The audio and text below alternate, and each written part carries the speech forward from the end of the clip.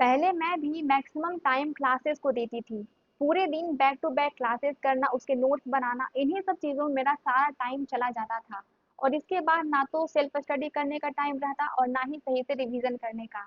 अब देखने में तो ये लग रहा था कि मैं पूरे दिन पढ़ रही हूँ, लेकिन जब बात आती है कि क्या इम्प्रूवमेंट हो रहा है, तो ये चीज़ यहाँ पे मिस हो रहा था। इसके बाद मुझे समझ में आया कि प्रॉब्लम क्लासेस का नहीं है, प्रॉब्लम ये है कि हम अपने अकॉर्डिंग चीज़ों को सही से मैनेज नहीं कर पा रहे हैं, उसे बैलेंस नहीं कर पा रहे हैं। तो इस वीडियो में मैं अपनी अप्रोच के बारे में बताऊंगी, जिसे फॉलो करने के बाद मेरा इम्प्रूवमेंट स्टार्ट हुआ।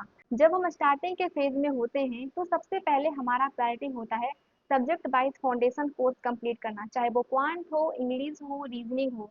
और साथ ही इसके रिगार्डिंग क्लास प्रैक्टिस स्टार्ट हम लोग यहाँ पे करते हैं।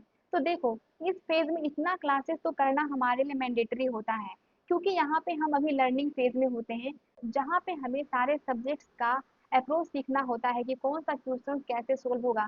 चाहे तो वो पजल कैसे सोल्व होगा, चाहे वो डीआई कैसे सोल्व होगा, चाहे तो जो अर्थमेटिक क्वेश्चंस हैं वो कैसे सोल्व होगा। तो ये सारी चीजें हमें यहाँ पे सीखते हैं। अब देखो, इस फेज के बाद ही असली प्रॉब्लम स्टार्ट होता है। और अगर इस प्रॉब्लम को सही टाइम पे तुमने नहीं समझा, तो फिर एक ही साइकिल में बार बार घूमते रह जाओगे, और फिर पता भी नहीं चलेगा कि कब मेरा 1 साल, 2 साल, 3 साल, 4 साल इसमें बर्बाद हो गया।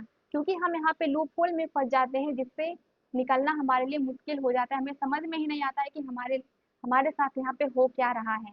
जब एक बार फाउंडेशन कोर्स कंप्लीट हो जाए, तो उसे बार बार हमें रिपीट नहीं करनी होती है। इसके बाद हमें खुद से प्रैक्टिस करनी होती है, क्योंकि जितना ज़्यादा तुम खुद से प्रैक्टिस करोगे, उतने ही ज़्यादा धीरे धीरे वो कॉन्सेप्ट क्लियर होते जाएगा।